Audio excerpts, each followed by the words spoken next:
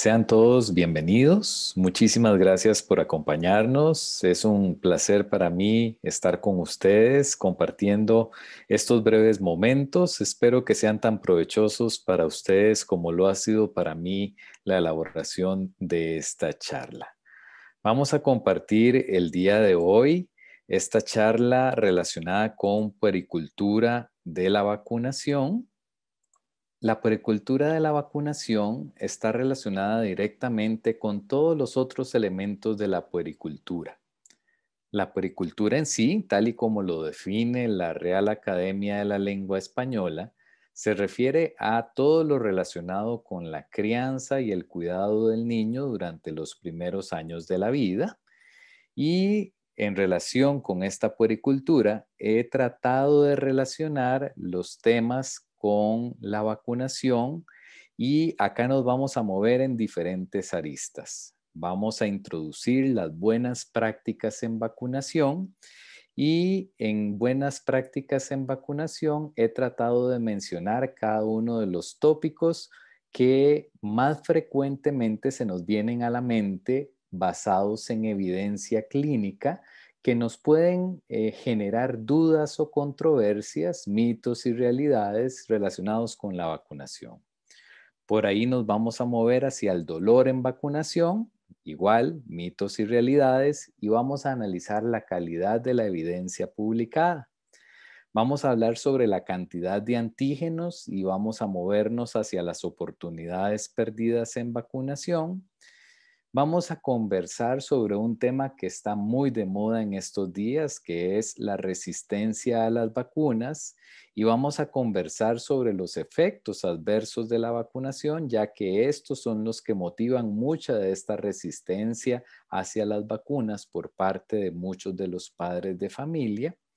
Vamos a aprender a interpretar la información que leemos en la literatura científica relacionada con estos efectos adversos a las vacunas y vamos a finalizar, por supuesto, con algunos mensajes para llevar a la casa. Cuando empezamos a hablar de puericultura relacionada con la vacunación, pues no puedo empezar sin antes mencionar los aspectos básicos de la historia de la vacunación. ¿Por qué estamos aquí reunidos hoy hablando de las vacunas? Estamos acá hablando de las vacunas porque las vacunas tienen un escenario individual que es sumamente importante. Las vacunas producen grandes beneficios para el escenario individual del niño, pero las vacunas han tenido un impacto dramático en la historia de la humanidad, en el escenario de la salud colectiva, en el escenario de la salud pública. Y esto se originó desde inicios del siglo XVIII, cuando se incorporó un nuevo estándar en el cuidado de la salud del niño. Esto se logró cuando se logró evidenciar que podía evitarse la viruela por medio de la aplicación de algo tan sencillo como una vacuna. Este estándar de cuidado, que fue algo novedoso para la época, pues se fue perfeccionando a lo largo de 200 años y fue alrededor del año 1950 cuando se introducen las bases para la inmunización masiva contra algunos antígenos nuevos, novedosos, que amenazaban la salud pública de los niños, como la difteria, el tétanos, la tosferina. Y la introducción de todas estas bases inmunológicas masivas derivó en una disminución de la mortalidad y la morbilidad de toda la población infantil, y esto llevó a una disminución de la mortalidad infantil, uno de los parámetros más importantes que impactan en la salud pública. La polio fue todo un reto para la humanidad desde mediados de esa misma década de los 50 hasta los años 70, y en el año 1974 lo que se llamó la Asamblea Mundial de la Salud convocó a todos los países del mundo, estableciendo lo que dio origen a lo que hoy conocemos como los programas ampliados de inmunizaciones, algo que cambió completamente el estilo de la inmunización en los países, sobre todo en los países de Latinoamérica, y que llegó a consolidar los países latinoamericanos como los pioneros de la inmunización pública en el mundo. La semilla que se plantó en los años 1970 germinó, y dio origen a los calendarios de inmunización que hoy contamos en la mayoría de nuestros países, dio origen al concepto de vacunación universal, disminuyendo las brechas, disminuyendo la inequidad, llevando las vacunas a los rincones más necesitados de las poblaciones de nuestros países latinoamericanos, incluso en aquellos que no tenían acceso a servicios de salud pública. Se redujeron las brechas sociales, se favoreció la equidad e incluso nos dimos el lujo de hablar de vacunación para el desarrollo social. Hoy por hoy nos dimos el lujo de hablar de estrategia capullo, protegiendo incluso al niño que no ha nacido o al niño que está naciendo aún antes de que éste reciba sus inmunizaciones, inmunizando al entorno que le rodea, formando ese capullo de protección. Incluso hoy hablamos de la vacunación no solo del niño, sino que hablamos de la vacunación prácticamente a lo largo de toda la vida, inmunizando a todas las personas en diferentes momentos de su vida.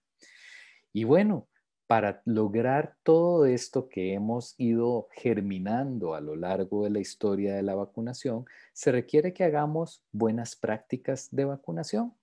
Y nos vamos a enfocar en las buenas prácticas de vacunación en el niño. Para esto necesitamos que se cumplan algunos requisitos básicos y estos requisitos básicos van a ejecutarse tanto en el vacunatorio como en el acto de vacunar y en la manipulación de los productos biológicos. Cuando hablamos de los requisitos básicos a nivel del vacunatorio, pues se requiere mantener las condiciones adecuadas de almacenamiento. Recordemos que los productos biológicos requieren una cadena de frío, se requiere realizar el control de la temperatura y por lo tanto cualquier persona que manipule los productos biológicos debe disponer de un protocolo ante la ruptura de cadena de frío. No es tan fácil como colocar una refrigeradora o un dispositivo de cadena de frío como una hielerita, sino que necesitamos saber qué vamos a hacer en caso de que haya una disfunción de los dispositivos de la cadena de frío. Y todos los que manipulen la cadena de frío deben estar entrenados en qué hacer en caso de que se detecte una ruptura de esta cadena de frío. Para que el vacunatorio funcione, pues debe haber una adecuada gestión de stock. Debemos conocer cuáles son los biológicos que tenemos, cuáles son las fechas de caducidad y debemos tener un control adecuado de la entrada y salida de cada uno de estos productos biológicos. Tenemos que disponer de un protocolo para el manejo de anafilaxia y este protocolo puede ser tan sencillo como tener adrenalina en el caso de las reacciones anafilácticas severas, que son bastante poco frecuentes, son bastante infrecuentes y bastante improbables que se presenten, pero cuando se presentan requieren de una intervención pronta, una intervención oportuna. En los vacunatorios más sencillos, lo que recomiendan las guías internacionales es tener disponible adrenalina. Básicamente, eso es lo que se requiere y tener cómo trasladar ese paciente hacia un servicio de salud adecuado con donde se permita manejar la vía aérea. Todo profesional que involucre o que esté dispuesto a manipular productos biológicos debe estar capacitado en reanimación cardiopulmonar básica. Adrenalina en el sitio donde se aplican vacunas, un profesional capacitado en reanimación cardiopulmonar y acceso a un servicio de salud en donde podamos manejar vía aérea y dar una atención un poco más integral a nuestro paciente. Durante el acto de vacunación, ¿cuáles son las buenas prácticas de vacunación? Pues detectar las precauciones y contraindicaciones de vacunación, que realmente son pocas las contraindicaciones de vacunación, generalmente relacionadas con anafilaxia. Las precauciones generalmente son temporales y generalmente son situaciones que van a disminuir la respuesta a los antígenos vacunales o que podrían incrementar temporalmente y transitoriamente los eventos adversos. El lavado de manos sumamente importante y lo hemos aprendido mucho en los tiempos de pandemia. Verificar el vial, manipular ese vial correctamente, descartar correctamente las agujas utilizadas para reconstituir y cargar. Les recuerdo que no se deben utilizar las mismas agujas para reconstituir, cargar e inyectar al paciente. Esto incrementa los efectos adversos de las vacunas y el dolor que proveen las vacunas. Se debe seleccionar la jeringa y las agujas adecuadas para la edad y la ruta de administración que vamos a utilizar en esa vacuna y en ese paciente. Más adelante vamos a ver un cuadro mediante el cual vienen ilustradas cuáles son las agujas más adecuadas para la edad y la ruta. No se deben mezclar vacunas en la misma jeringa a menos que el fabricante así lo describa y lo permita. Se debe escoger el lugar adecuado para la inyección. Para la vía intramuscular, generalmente la cara anterolateral del muslo, específicamente en el niño menor de 2 años, o el deltoides en pacientes mayores de 2 años. Para la vía subcutánea, la región deltoidea o la cara anterolateral del muslo en menores de 1 año, y recordar que nunca está justificada la administración de vacunas a nivel del glúteo. Se recomienda siempre, esto es una excelente costumbre, observar al paciente durante 15 a 30 minutos después de la vacunación para controlar la aparición de posibles reacciones adversas. Las reacciones adversas más graves, que son las relacionadas con hipersensibilidad inmediata, van a aparecer en los primeros 30 minutos posteriores a la aplicación de la vacuna y son las que van a responder al uso de adrenalina. Les recuerdo siempre registrar la vacunación en un documento de salud o una cartilla de vacunación y en la historia clínica del centro o en el registro electrónico que se disponga en cada centro o en cada vacunatorio para la documentación de los productos biológicos administrados. Estas son las vías de administración recomendadas para los productos biológicos, para las vacunas. Esta es la ruta intramuscular, ángulo siempre de 90 grados. La idea es penetrar el músculo. Esta es la ruta subcutánea, ángulo siempre de 45 grados. Esta es la ruta intradérmica, ángulo de 15 grados en relación a el plano de la piel. Esta es unas fotografías, son unas fotografías que ilustran la manera más correcta a gusto de este servidor, de este presentador, en la cual se ilustra la forma en la que se deben administrar correctamente las vacunas a un niño pequeño. Esto tiene dos ventajas. Una ventaja en la cual el padre o la madre de familia se hacen partícipes del proceso. El padre o la madre de familia no deben sentir que uno fuerza, que uno agarra, tortura o que uno agarra en una forma dolorosa al paciente, que uno lastima al paciente. El padre de familia debe colaborar y debe ser parte del proceso de vacunación.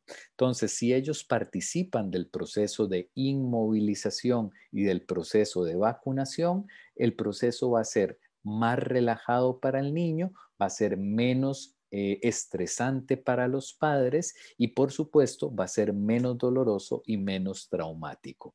Y la otra cosa es que vean ustedes que es más reconfortante para el niño. Vean ustedes la posición de este bebé. Si esta fuera una madre y no un padre, eventualmente este bebé podría estar puesto al pecho, podría estar recibiendo lactancia materna, lo cual no solo disminuye el estrés y la ansiedad, sino que se ha demostrado que tiene un efecto analgésico. Y además, esto permite descubrir la cara anterolateral del muslo para la aplicación de las vacunas y permite inmovilizar adecuadamente la piernita del bebé y que el personal sanitario tenga acceso a la posición más adecuada para la colocación de las vacunas. Esta es la cara anterolateral del muslo y vean ustedes la posición del deltoides. Entonces, estas son posiciones bastante adecuadas para la colocación de vacunas y la participación de nuevo de los padres es un elemento muy importante para la reducción del estrés en la aplicación de vacunas. Aquí, esta es una escala sacada del CDC de Atlanta, que tiene un documento muy bonito que ustedes pueden acceder en línea, que se llama recomendaciones generales en inmunizaciones. Está disponible en línea en forma gratuita. Ustedes lo pueden accesar como documento completo. Aquí ustedes pueden ver los niños distribuidos en infantes, niños pequeños, niños un poco más grandes y adultos. Y ustedes pueden ver el largo de la aguja recomendado. Casi siempre durante la infancia en niños pequeños se recomiendan agujas con una longitud de 5/8 de pulgada. En niños un poco más grandes y niños un poco ya casi llegando a la edad preescolar, se recomiendan agujas de entre 5/8 y 1 pulgada y con un grosor de la aguja de 25. Entonces, agujas de 25 por 1 o de 25 por 5/8 suele ser una medida estándar bastante adecuada para la aplicación de las vacunas y en las posiciones o en los grupos musculares que anteriormente mencionamos. En adultos, pues usamos agujas 25 por 1 o 25 por 1,5, dependiendo de la longitud o del grosor de la capa de grasa que nos encontremos en la región deltoidea. Hablemos un poco sobre el manejo del dolor en relación con la vacunación. Y este es un tema que es recurrente. Le preguntan a uno mucho, doctor, ¿qué hacemos con el dolor? Bueno, encontré un par de referencias que pueden ser muy interesantes para todos ustedes. Y en esta en particular me llamó la atención porque en recién nacidos de término adecuados para la edad gestacional, se ha demostrado que la lactancia materna disminuye el dolor hasta con 2 vacunas y esto es estadísticamente significativo, de tal forma que el mejor analgésico que ustedes pueden utilizar en el momento de aplicar vacunas es la lactancia materna. El otro elemento que está basado en evidencia es la sacarosa al 50%. Sin embargo, la sacarosa al 50% no tiene un efecto adicional a la succión no nutritiva en brazos de los padres. ¿Qué les quiero decir con esto? La sacarosa también tiene un efecto analgésico. Este efecto analgésico no suele ser superior a la lactancia materna y tampoco suele ser superior a la succión no nutritiva, es decir, al uso de una chupeta o al uso de un dedo limpio en brazos de los padres. Algo muy importante es que la lactancia materna en este estudio durante la vacunación no tiene ningún efecto secundario sobre el niño, como sí lo podría tener la sacarosa al 50% o la succión no nutritiva. Existen toneladas de publicaciones en donde se habla del uso de otros analgésicos, de diferentes presentaciones de formulaciones glucosadas, en donde se habla de otras intervenciones. He tratado de hacer una selección para ustedes de las intervenciones de puericultura más frecuente utilizadas y aquellas que están mejor basadas en evidencias. Esta es otra publicación. Esta es una publicación que salió en Pediatric Healthcare del año 2019, que resume bastante bien algunas de las intervenciones más validadas en la literatura, que tienen mejor evidencia y las divide por grupos de edad. Esta me gustó mucho porque la divide para niños menores de 6 meses, niños de 6 meses a 2 años, niños de 2 a 4 años, de 4 a 10 años y mayores de 10 años. Entonces, en niños menores de 6 meses, las intervenciones más validadas o basadas en evidencia es la sacarosa al 50%, la lactancia materna, que ya habíamos conversado, estar en los brazos de los padres, que era las posturas y las posiciones que yo les había presentado en las fotos que yo les había puesto en las diapositivas anteriores, el uso de la succión no nutritiva, por ejemplo, con el uso de una chupeta. Hay un dispositivo que se llama el BUSI. El BUSI es un dispositivo que se encuentra comercialmente disponible en los Estados Unidos, es aprobado por la FDA El BUSI es una especie de dispositivo vibrador que tiene forma de una abejita. Ese BUSI es un vibrador en forma de abeja que tiene la posibilidad de incorporarle unas alas que se meten en una refrigeradora y esas alas tienen un gel que se congela. Entonces, ese vibrador puede ser utilizado con las alas, ya sea congeladas o no congeladas, únicamente frías. Entonces, eso se puede utilizar y está validado y permitido por la FDA, con el inconveniente de que las alas congeladas eventualmente pueden enrojecer y hasta quemar levemente la piel de los niños. Entonces, las alas congeladas no son muy bien recibidas por todos los padres y el vibrador ocasionalmente puede asustar un poco a los niños. Sin embargo, el efecto vibratorio pues está aceptado como un elemento distractor del dolor y está aceptado por FDA como un dispositivo válido para distraer un poco la sensación dolorosa en niños menores de 6 meses. El contacto piel con piel, es decir, el cuidado tipo canguro, está validado como para el control del dolor en niños menores de 6 meses y aquellos instrumentos que le den confort al niño, por ejemplo, el niño que está encariñado con algún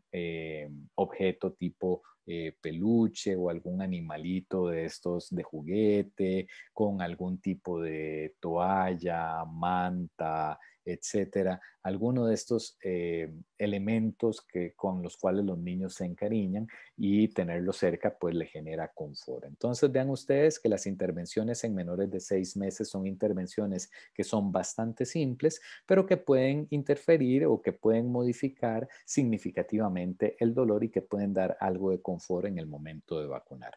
6 meses a 2 años, pues las intervenciones son bastante similares. Aquí entran en juego algunas distracciones como por ejemplo luces, burbujas, música, se mantiene la lactancia materna, los dispositivos vibradores, el contacto piel con piel y tener cosas que en general le generen confianza y que le generen confort.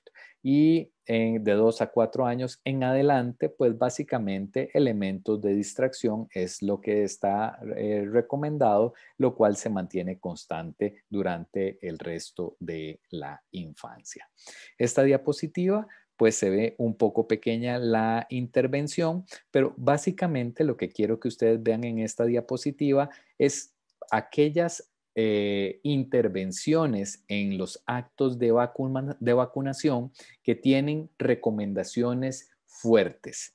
Claro, la calidad de la evidencia para estas recomendaciones fuertes no necesariamente es una calidad de la evidencia alta, pero la recomendación fuerte está basada en la experiencia de muchos profesionales a lo largo de muchos años. ¿Okay? Entonces, vean ustedes que la no aspiración es una recomendación fuerte. Entonces, en general, no se recomienda la aspiración para ver si ustedes cayeron en un vaso sanguíneo durante la administración de una vacuna intramuscular.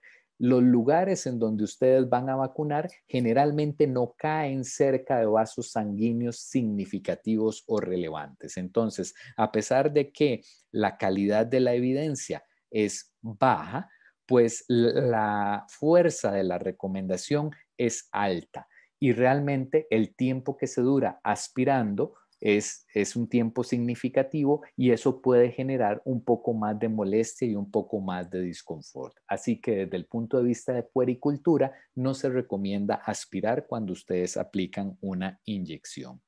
La otra es que hay inyecciones que claramente son más molestas que otras. Por ejemplo, las vacunas conjugadas claramente duelen más que las vacunas no conjugadas. Entonces, las vacunas más dolorosas se deben dejar de últimas durante los actos de vacunación. Las vacunas que son menos dolorosas se deben colocar de primeras. Las vacunas que contienen sacarosa, por ejemplo, las vacunas orales contra rotavirus, que claramente están suspendidas en un líquido con sacarosa, que tiene propiedades analgésicas, deberían ser dadas primero en los actos de vacunación. Por ejemplo, la lactancia materna, pues ya hablamos de que está claramente recomendada, a pesar de que la calidad de la evidencia no es tan relevante, pero la fuerza de la recomendación es muy fuerte.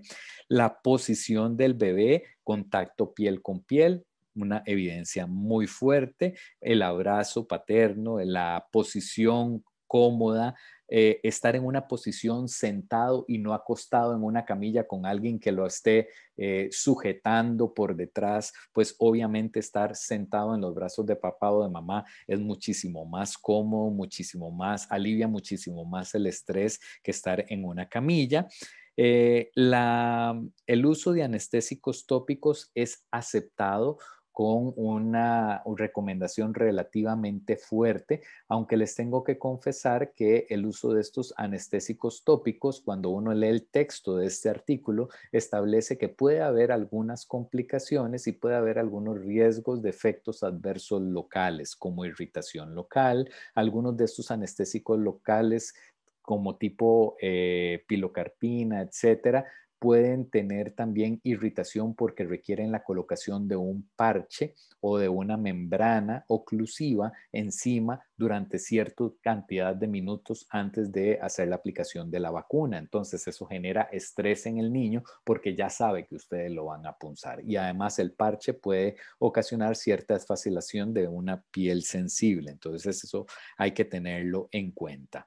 Las cosas dulces, ya conversamos que están basadas en evidencia, aunque la evidencia es moderada, la recomendación es bastante fuerte. La educación, los padres tienen que ir conversados para que colaboren con ustedes. La presencia de los padres es muy necesaria. La educación y la educación es sumamente importante y relevante. Hablemos un poco sobre el uso de analgésicos orales, pues la relevancia del uso de paracetamol después de todos los tipos de vacunación sigue siendo cuestionable debido a los problemas de seguridad que podrían surgir con esta intervención. El paracetamol, pues realmente no es una droga tan insegura. Realmente es una droga, pues como todo medicamento tiene efectos adversos, pero su utilidad es cuestionable como una droga profiláctica. Las revisiones que se han hecho de paracetamol han mostrado que la administración profiláctica de paracetamol antipirético reduce la fiebre y la irritabilidad, pero también ha demostrado que hay una reducción en las respuestas de anticuerpos para algunos antígenos de la vacuna cuando se administra la droga. Entonces, la administración profiláctica tiene pues cosas favorables, reduce la fiebre y la irritabilidad, pero también tiene cosas desfavorables. Vamos a tener una reducción de la respuesta inmune a ciertos antígenos. Eso no quiere decir que tengamos que hacer pasar molestias irracionales a nuestros pacientes. Es decir, el momento de la administración de paracetamol se debe discutir con los padres después de explicar riesgos y beneficios.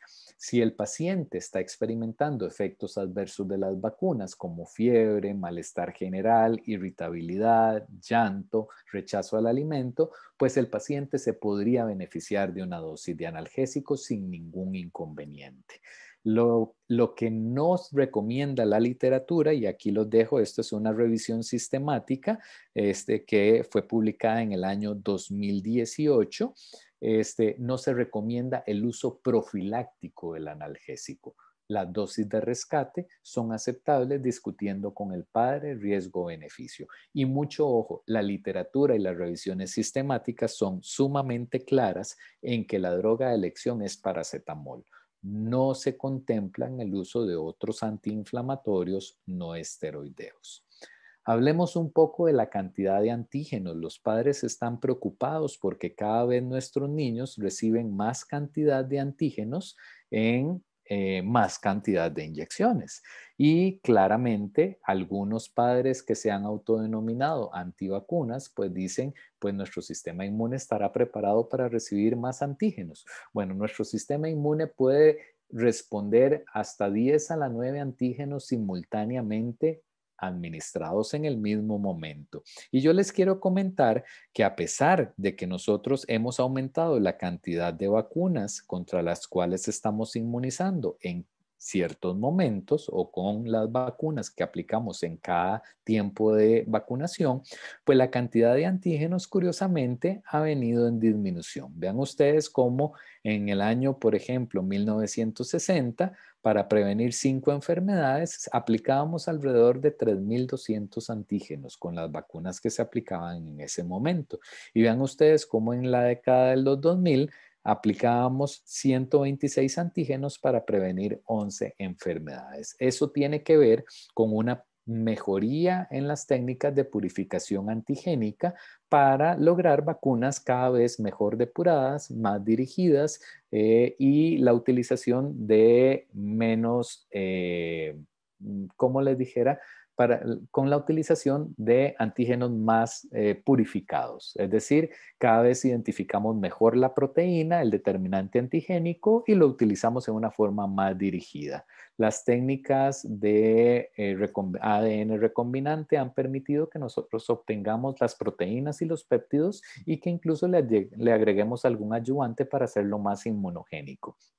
Ya no necesitamos todo el microorganismo vivo atenuado, ya no necesitamos todo el microorganismo muerto. Ya podemos obtener la proteína que realmente es inmunogénica o el determinante antigénico que realmente necesitamos. De tal forma que nuestras vacunas no tienen tantos determinantes antigénicos y realmente ahora tenemos vacunas altamente purificadas. Los antígenos no son un grave problema, no son una grave preocupación. Pero si aunque tuviéramos gran cantidad de antígenos en nuestras vacunas, nuestro sistema inmune está preparado para responder a gran cantidad de antígenos simultáneamente. ¿Cuál es el mejor esquema de vacunación? Bueno, el mejor esquema de vacunación es el esquema que se puede completar. Yo quiero que ustedes se lleven el mensaje en esta diapositiva de que no hay esquemas buenos y esquemas malos de vacunación, de que los esquemas públicos de vacunación hacen un esfuerzo enorme para obtener las mejores vacunas a través del Fondo Rotatorio de la Organización Panamericana de la Salud y llegar a todos los rincones, incluyendo zonas indígenas y zonas rurales de recursos limitados de nuestros países, con vacunas de alta calidad, que han pasado los estándares de precalificación de la Organización Mundial de la Salud. Tal vez no sean vacunas muy costosas, tal vez no sean vacunas que vengan en presentaciones de altísimos estándares, pero son vacunas de muy buena calidad y que han logrado reducir la mortalidad infantil desde los años 1970 que fueron instaurados los programas ampliados de inmunización. Las vacunas que obtenemos en las farmacias o en los productores privados que comercializan privadamente, pues probablemente sean vacunas muy elegantes en jeringas prellenadas que están disponibles en los consultorios pediátricos y que vienen a ser un complemento de esos esquemas públicos de vacunación y en ocasiones, pues si hay poder adquisitivo, van a ser la base de los esquemas privados de vacunación de aquellos pacientes que tengan acceso a los servicios privados. Pero no hay esquemas buenos y esquemas malos. Los esquemas públicos y privados tienen que ser aliados y tienen que trabajar persiguiendo los mismos objetivos. Realmente tienen que complementarse. Deben perseguir en la columna vertebral trazada por los gobiernos y las autoridades sanitarias y deben complementarse. Entonces, el mejor esquema es el que se puede completar.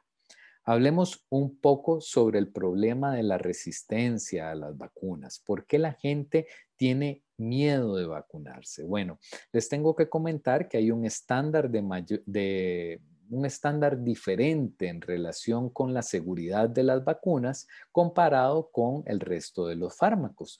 Bueno, este estándar de mayor seguridad en relación con otros productos de la industria farmacéutica viene porque las vacunas se administran a población predominantemente sana.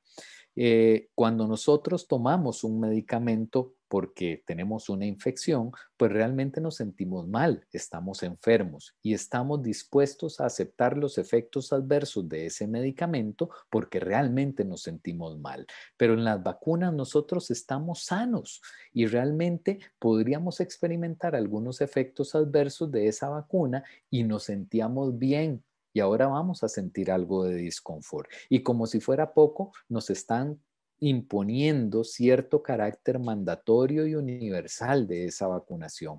Tal vez no queríamos sentirnos mal y hasta nos están obligando a recibir ese producto. Por lo tanto, nuestro umbral de tolerancia a los efectos adversos de esos productos de vacunas va a ser un umbral de tolerancia relativamente bajo. Y por lo tanto, cualquier cosa que nos pase con ese producto biológico que vamos a recibir, aunque sea una cosa mínima, un disconfort mínimo, probablemente lo vamos a buscar y lo vamos a identificar con mucha vehemencia. Vamos a ser poco tolerantes a eso. Recordemos que las vacunas tienen un beneficio individual. Todas las vacunas van a tener grandes beneficios para una persona, pero el beneficio colectivo de las vacunas va a permitir alcanzar metas de salud pública y va a aumentar la resistencia de una población hacia las consecuencias de una enfermedad. Y las expectativas del paciente es básicamente el beneficio individual. El paciente no suele ver el beneficio colectivo. Entonces, el paciente, cuando uno le propone la vacunación, realmente está restringiendo lo que va a recibir al beneficio individual. Entonces, para el paciente realmente ese disconfort no se justifica el beneficio colectivo que va a obtener de la vacunación. Entonces, cuando hay una alta incidencia de una enfermedad, se ve mucho la enfermedad, hay muchos casos, las consecuencias de esa enfermedad son evidentes, se empieza a vacunar contra esa enfermedad, llega un momento donde la vacunación tiene una alta cobertura, por lo tanto la incidencia de la enfermedad baja. Cuando la incidencia de la enfermedad baja, pues la enfermedad deja de ser visible. Cuando la enfermedad deja de ser visible, la gente ya no percibe la enfermedad como una amenaza. Es ahí donde empieza a perderle la confianza a las vacunas, donde empieza a verle las cosas malas a la vacunación. Esos disconfort, esas cositas incómodas que tiene la vacunación. Y es ahí donde le pierde la confianza, baja la cobertura, es donde vienen los brotes. Cuando aparecen los brotes, la gente vuelve a ver la enfermedad, regresa la confianza y es ahí donde la gente corre a las farmacias, corre a los vacunatorios, se vuelve a vacunar, aumentan las coberturas y se logra controlar o eventualmente erradicar una enfermedad.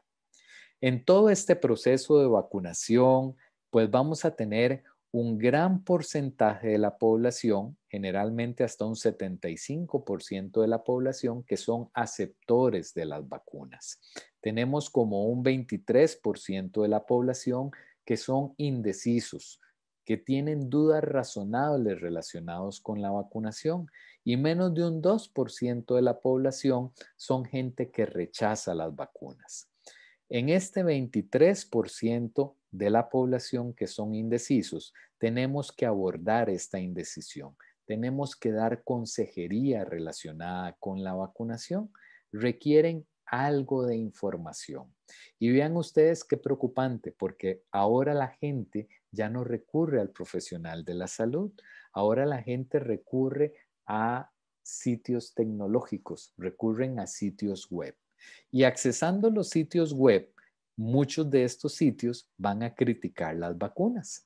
Cuando una persona encuentra sitios web que critican las vacunas y los leen por 5 a 10 minutos, se incrementa significativamente la percepción del riesgo de vacunar y se disminuye la percepción del riesgo de qué pasa si yo no me vacuno y por lo tanto disminuye la intención de vacunar. Entonces vean qué importante nuestra intervención como profesionales sanitarios. La decisión de las personas de vacunarse se basa en la confianza, no solo en el profesional de la salud, sino también en los productores y en los gobiernos.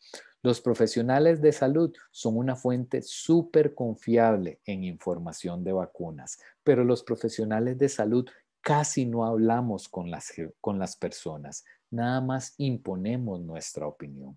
Tenemos que hablar un poco más. Muchos padres con dudas citaron la seguridad y la información de la vacuna dada por el profesional de la salud como la razón por la cual cambiaron de opinión y aceptaron las vacunas. Vean ustedes qué importante. Solo lo que les dijo el profesional de la salud les hizo cambiar de opinión después de que ya habían tenido información por medio de redes sociales y por medio de fuentes que no eran necesariamente las más correctas. El trabajador de la salud subestima la importancia de su recomendación y su relevancia para la aceptación de las vacunas. Entonces, el profesional de la salud necesita aprender técnicas de comunicación, no solo comunicación interpersonal. Los profesionales de la salud necesitamos comprometernos con las redes sociales, necesitamos comprometernos con los medios de la comunicación. ¿Por qué? Porque la gente ya no solo va a nuestros consultorios, necesita vernos en las redes sociales y en los medios de comunicación. Y cuando nos comunicamos con las personas, necesitamos estrategias de comunicación. ¿Cuáles estrategias? Bueno, para comunicarnos con las personas necesitamos anunciar. Vamos a anunciar que vamos a realizar la vacunación. Vamos a preguntar. Vamos a preguntar sobre las preocupaciones que la persona tiene en relación con la vacunación. Vamos a hacer una técnica que se llama la técnica de espejo. Asegúrese que comprendan repitiendo lo que dijeron y preguntando si eso es lo que ellos nos quisieron transmitir en relación con las vacunas. Y asegure y consolide la confianza de lo que usted les está transmitiendo a la hora de enviarles el mensaje relacionado con la vacunación. Entonces, veamos cada uno de estos aspectos por separado. Asuma que la vacunación va a ocurrir. Anuncie, ok, anuncie que hoy va a ocurrir la vacunación. Es hora de que apliquemos las vacunas. Un presunto anuncio se supone que alguien va a estar listo para que se vacune. Entonces, hoy vamos a anunciar las vacunas de algo que va a ocurrir hoy y eso va a aumentar la aceptación. Comprenda las preocupaciones y mida el nivel de indecisión. ¿Ok? ¿Para qué? Para entender. ¿Ok? Dígame qué es lo que le preocupa en relación con esta vacuna. Usted se ve indeciso. ¿Cuál es su impresión de esta vacuna?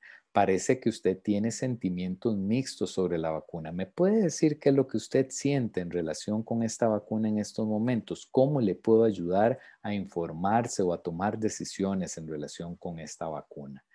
Haga que la persona se sienta escuchada, la técnica de espejo. Déjeme ver si me quedó claro. Usted lo que me quiere decir es esto. Su amigo le dijo que los niños que reciben estas vacunas tienen estas y estas reacciones.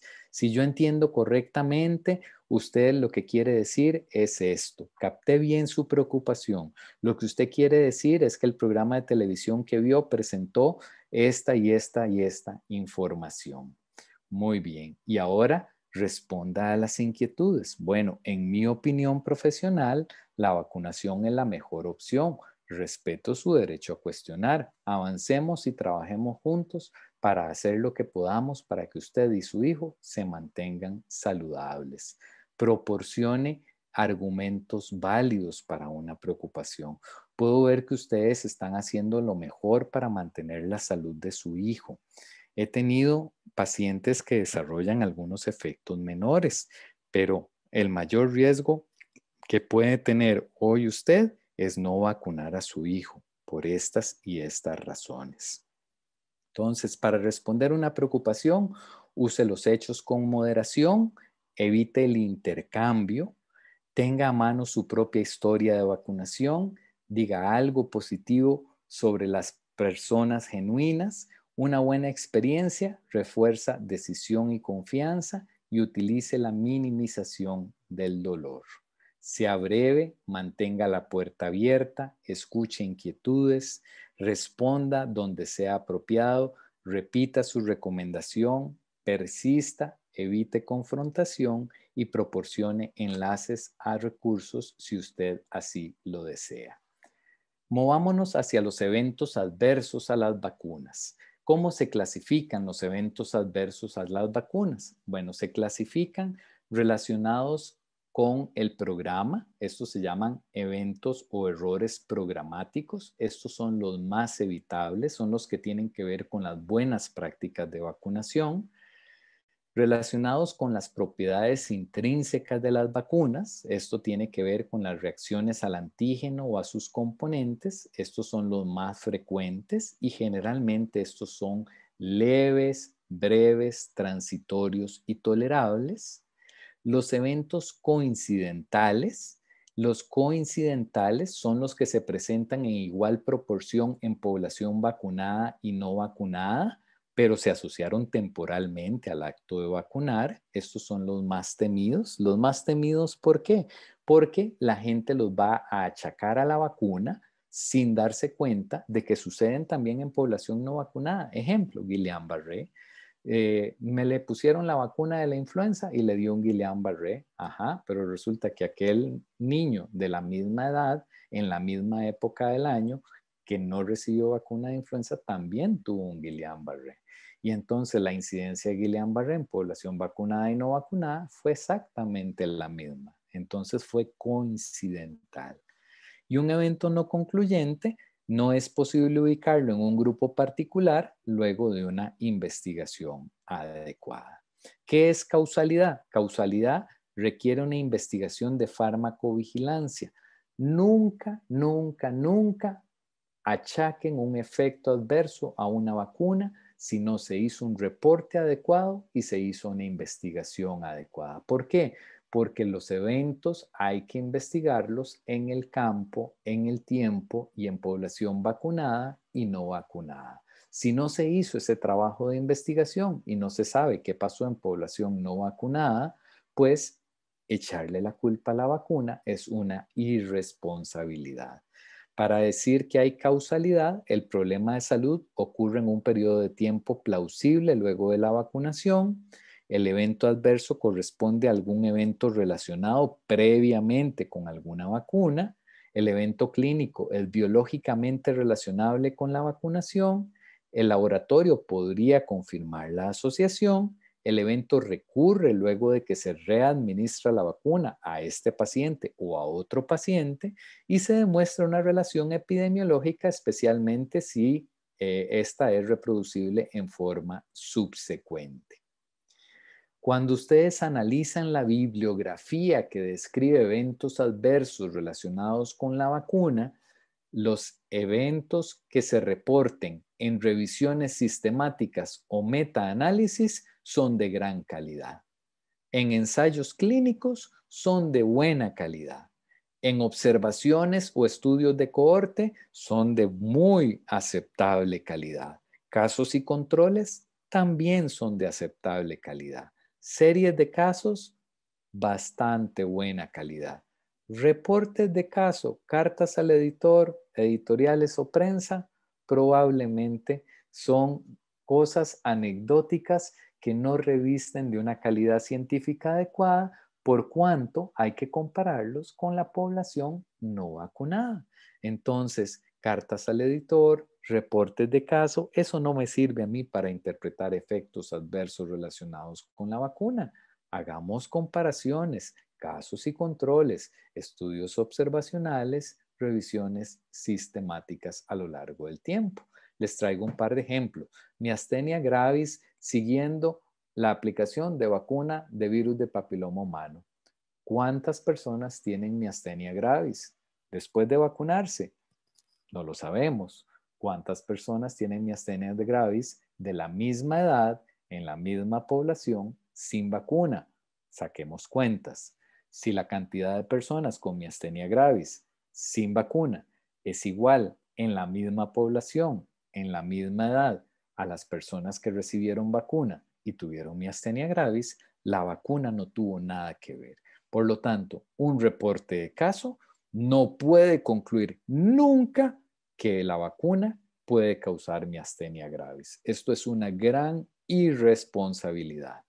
Pero si nosotros podemos hacer un estudio de cohorte a nivel nacional de la vacuna de sarampión, rubiola y paperas para determinar si la vacuna se relaciona con autismo incluyendo 657,000 niños nacidos en Dinamarca del 99 al 2010, seguidos durante un montón de años, ¿verdad?